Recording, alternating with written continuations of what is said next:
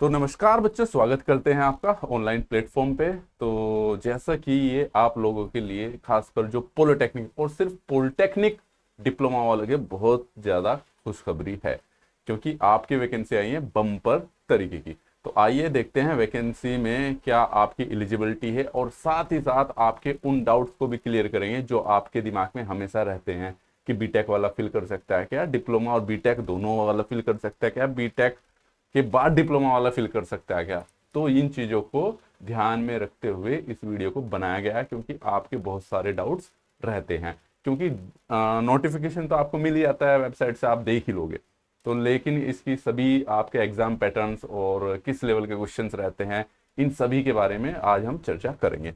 तो जो वैकेंसी है भाई, वैकेंसी निकली है आपके पास डिप्लोमा ट्रेनी की, इलेक्ट्रिकल सिविल, ठीक है, जूनियर इंजीनियर की, ठीक है। तो ये वैकेंसी आपके पास पावर ग्रिड की, सेंट्रल गवर्नमेंट की जॉब है और बहुत बेहतरीन जॉब है। सबसे ज्यादा सैलरी यही देता है भाई, चाहे डिप्लोमा वाले को हो चाहे बीटेक वालों के। अगर एक जूनियर इंजीनियर की वैकेंसी किसी को चाहिए तो इससे बेस्ट कोई भी प्लेटफॉर्म नहीं है।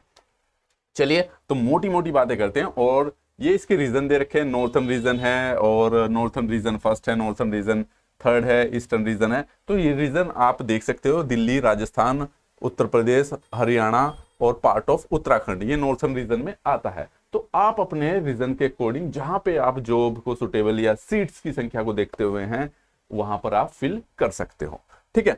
तो चलिए और पॉइंट्स पे आते हैं आगे। अब आते हैं पोस्ट है भाई। तो पोस्ट की अगर मैं बात करूं, मैं ये आपके पास है सीसी, ये यहाँ पे दे रखा कॉर्पोरेट सेंटर, ठीक है। तो यहीं पे आपकी 14 पोस्ट हैं। डीटीई का मतलब डिप्लोमा ट्रेनी इलेक्ट्रिकल, ठीक है। इलेक्ट्रिकल की 14 पोस्ट हैं, टोटल इसमें 50 पोस्ट हैं।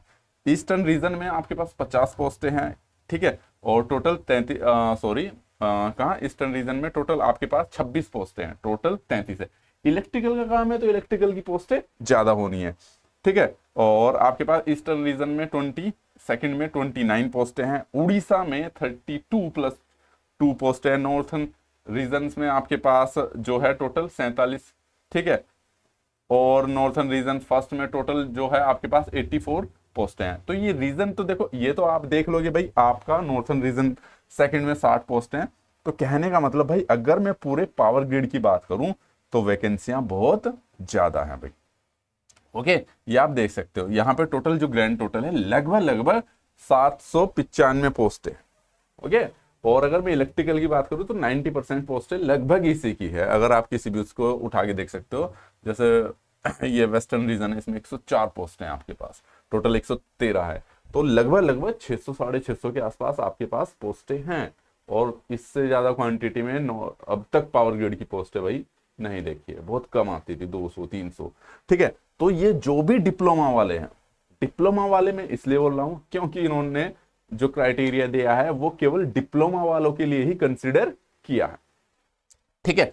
तो चलिए अब देखते हैं क्या क्या है इसमें। तो रिक्रूटमेंट ये इलेक्ट्रिकल है। अभी देखते हैं जो आपको चीजें तंग करेंगी। देखो भाई, जो रिजर्वेशन पॉलिसी है वो आपको पता है, एज सबकी 27-28 साल मांग 27 मांग रखी है।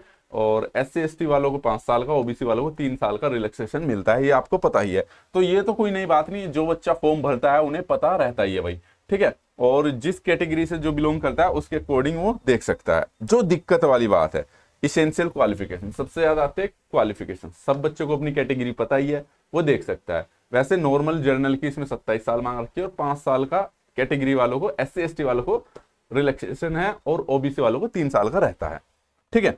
चलिए सबसे पहले आते हैं essential qualification. Full time regular 3 year diploma in relevant of engineering, या तो इलेक्ट्रिकल में हो, या इलेक्ट्रिकल पावर में हो, या इलेक्ट्रिकल एंड इलेक्ट्रॉनिक्स में हो, या पावर सिस्टम में हो, या पावर इंजीनियरिंग में हो, या फ्रॉम द रिकॉग्नाइजेशन ऑफ आपका कोई भी टेक्निकल बोर्ड हो, विद मिनिमम 70% फॉर जनरल, और जो OBC EVS कैंडिडेट हैं, and pass marks for the SC ST।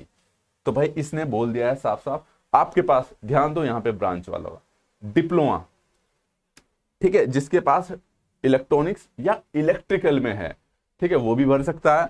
Electrical power में है वो भर सकता है, इलेक्ट्रिकल में भर सकता है, ओके। या पावर इंजीनियरिंग में है ना इलेक्ट्रिकल में, वो भी भर सकता है। एक बच्चे का सवाल था इलेक्ट्रॉनिक्स में भर सकते हैं क्या, तो इलेक्ट्रॉनिक्स इसमें नहीं मेंशन है। इलेक्ट्रॉनिक्स से जिसने डिप्लोमा किया है वो फिल नहीं कर सकता है इसको, ठीक है। दूसरी चीज, जो टेक्निकल बोर्ड से जिसके 70% मार्क्स है वो जनरल कैंडिडेट्स, ओबीसी और ईवीएस कैंडिडेट्स, और पासिंग मार्क्स होने चाहिए आपके पास एससी एसटी और पीडब्ल्यूबीडी के, यानी कि जो इस कैटेगरी से बिलोंग करता है उनको पासिंग मार्क्स चाहिए डिप्लोमा में, और जो इन कैटेगरी से बिलोंग करता है उनको 70% मार्क्स चाहिए भाई। दूसरी चीज इसने देखो नोट करके लिखा है, और ये इसने हाईलाइट करके भी लिखा है, higher technical qualification like B Tech हो या बैचलर ऑफ इंजीनियरिंग हो या एमटेक हो या एमई हो, मास्टर इन इंजीनियरिंग हो, विद साथ में और without diploma is not allowed. तो भाई आपके पास ना चाहे बीटेक डिप्लोमा के साथ हो या डिप्लोमा उसके बिना हो, ये कंसीडर नहीं की जाएगी। यानी कि अगर आप, अब इसका तरीका यह है कि बहुत सारे बच्चों के दिमाग में ये आता है कि सर हम इस फॉर्म को फिल कर पाएंगे जिन्होंने डिप्लोमा के बाद बीटेक किया है, या फिर बीटेक के बाद भी बहुत से बच्चे ऐसे हैं जिन्होंने डिप्लोमा किया है। तो मैं बता दूं इसका भाई एक ही तरीका है, या तो आप उसको मेंशन ना करो, ठीक है, लेकिन उन्होंने लिखा है कि इसमें कहीं पर भी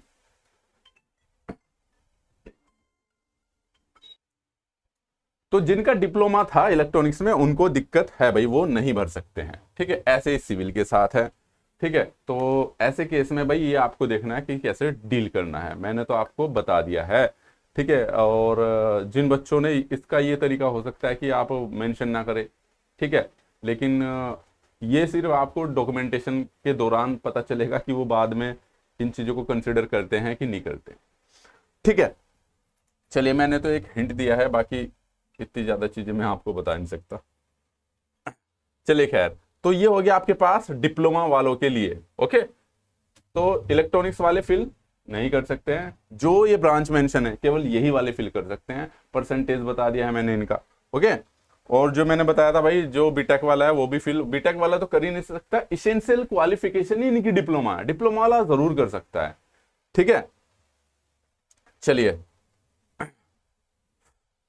अब देखो इन्होंने लिखा भी है, at the time of application and the time of joining candidate should not possess, ठीक है, any BTech BE MTech etcetera with और without diploma for the post of diploma engineering. तो इन्होंने साफ साफ बोल दिया कि भाई ज्वाइनिंग के दौरान ना आपके पास किसी के पास भी, ठीक है, डिप्लोमा या फिर आपके पास डिप्लोमा के साथ बीटेक या विदाउट बीटेक, डिप्लोमा के बिना नहीं बीटेक होनी चाहिए, क्या ना हायर डिग्री उसकी कंसिडर करेंगे ही नहीं वो, चाहे वो डिप्लोमा के साथ हो चाहे डिप्लोमा के बिना हो भाई, ठीक है। पोस्ट डिग्री भी आपका डिप्लोमा और equivalent higher education qualification for the post junior engineer officer training HR के लिए, ये इन्होंने इसके एचआर के लिए दे रखा है ना, पोस्ट ग्रेजुएट डिग्री, ठीक है, या स्लैश पोस्ट ग्रेजुएट डिप्लोमा और equivalent higher degree education qualification for the post of junior officer training HR के लिए।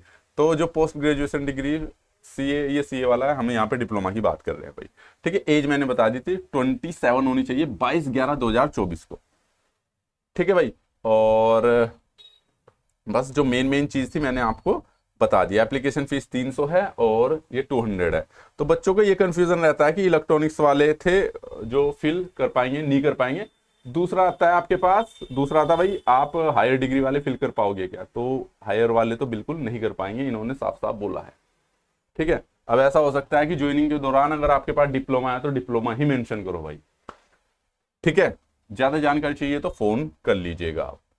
तो रिलैक्सेशन मार्क्स जो है आपके पास SC ST PWD candidates qualifying in the essential qualification is relax to pass make marks for the post of reserve for the respective category, ठीक है। तो भाई ये दे रखे इन्होंने, उसमें तो पासिंग मार्क्स चाहिए आपके पास, ये आपके पास 3 ईयर ये रिलैक्सेशन का वो दे दिया आपको अपर एज का, ओबीसी के लिए 3 साल, SC ST के लिए 5 साल, और ये फॉर PWBD के लिए पर्सन विद डिसेबिलिटी वाला है होता है आपके पास 10 ईयर्स का भाई। चलिए ये तो रिलैक्सेशन आप देख सकते हो अपने उसमें। सिलेक्शन प्रोसेस देखते हैं जो सबसे बेहतरीन है, इसमें कोई ज़्यादा बड़ी उलटफेर का नहीं आता, सिंपल सी बात है। इसमें आपके पास रिटर्न टेस्ट है कंप्यूटर बेस्ड, ठीक है, और 100% वेटेज है उसका, यानी कि रिटर्न टेस्ट पर ही आपकी मेरिट बनेगी भाई, क्लियर है। तो जो भी चाहे इलेक्ट्रिकल का हो चाहे उसका हो भाई। तो अब देखते हैं क्वेश्चंस का रिटर्न टेस्ट का। 120 part 1 120 each shall have the 4 answer, ठीक है। आपने जिन्होंने पेपर दे रखा है सेम वही फॉर्मेट है आपके पास ना, 120 क्वेश्चन होंगे आपके पास, ठीक है। टेक्निकल नॉलेज के पार्ट इसमें क्या नाम है कहां पर है, 50 क्वेश्चंस आपके पास भाई क्या बोलते हैं एप्टीट्यूड टेस्ट के होंगे, और 120 क्वेश्चन आपके पास टेक्निकल नॉलेज के होंगे भाई। यानी कि अगर आप इलेक्ट्रिकल से तो इलेक्ट्रिकल से आएगा, और आपके पास सिविल से है तो सिविल से आएंगे आप। ठीक है, टोटल 170 क्वेश्चन होंगे, और हर एक क्वेश्चन आपके पास क्या है, आपके पास 1 मार्क्स रखेगा। ठीक है, ये किसके लिए आपके पास ये है आपके पास CBT test, computer based test होना है, वो आपको पता ही है। तो कहने का मतलब भाई एप्टीट्यूड का भी इन्होंने दे दिया है, इंग्लिश है, वोकैब है, ठीक है, कंप्रहेंशन है, क्वांट है, और ये डाटा सफिशिएंसी, ये सब चीजें दे रखी है, एप्टीट्यूड टेस्ट है। ठीक है, सबके 1 मार्क्स हो गए। Wrong answer multiply answer result in negative, तो जो रॉन्ग आंसर होगा उसका 1/4, ये तो आपको पता ही है, सिंपल सी बात है। ठीक है भाई, एडमिट कार्ड उस पर ऑन डाउनलोड होंगे। ओके, क्लियर है। तो ये था भाई आपके पास रेशो है आपके पास, ये तो बाद की बात है, आपके पास रेशो कॉलिंग 1/5 बुलाते हैं, पहले तो क्वालिफाई कर लीजिए आप। ठीक है, तो ये था आपके पास भाई सिलेबस, मैंने बता दिया आपको। ठीक है, ये आपके पास सेंटर है, जो जो चीजें होनी है आपके पास, दिल्ली भरना है, जयपुर भरना, आप अपने नियरेस्ट देख सकते हैं। तो कहने का मतलब ये है कि भाई इसमें जो आपके पास क्या बोलते हैं डिप्लोमा ट्रेनी के हैं 170 क्वेश्चंस आने हैं मोटे मोटे से, 120 आपके टेक्निकल होंगे, और 50 नंबर का एप्टीट्यूड होगा। तो वैकेंसी बम्पर है। ठीक है, और इसमें जो भी डाउट्स थे वो मैंने आपको बता दिए हैं। पेपर 170 नंबर का आना है आपके पास। ठीक है, और बाकी भी जो आवर्स रहेंगे इसके 2 घंटे का पेपर रहेगा ये। ठीक है, और कोई कंफ्यूजन है तो आप कमेंट बॉक्स में छोड़ दीजिएगा, आपको रिप्लाई जरूर किया जाएगा। ठीक है, और जल्दी सी क्लास भी चैनल पे स्टार्ट हो जाएंगी, तो इन्फॉर्मेशन आपको अच्छी लगी तो चैनल को जरूर सब्सक्राइब कर लीजिएगा। ठीक है, और शेयर जरूर कर लीजिएगा। ठीक है, और बेल आइकन का बटन भी दबा दीजिएगा, ताकि आगे से कोई भी जानकारी दे तो आपको प्राप्त हो जाए। तो धन्यवाद, मिलते हैं आपको नेक्स्ट वीडियो में। Thank you so much.